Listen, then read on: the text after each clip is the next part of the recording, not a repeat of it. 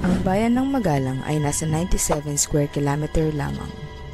Kahit na maliit ang bayan na ito, ay nagawang magpagala-gala ng killer sa loob ng 10 taon.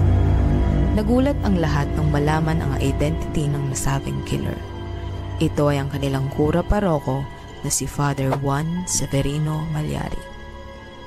Ayon sa mga kwento, pumapatay di umano si Father Malyari para gumaling ang kanyang ina. Pinaniniwalaan niyang ang kanyang ina ay nakulang. At naniniwala siya na ang pagpatay ng mga tao ang magpapagaling sa kanyang ina.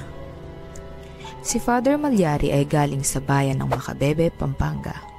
Pagkatapos niyang matapos ang pagsiseminarista sa UST, siya ay naging isang ganap na pari noong taong 1809.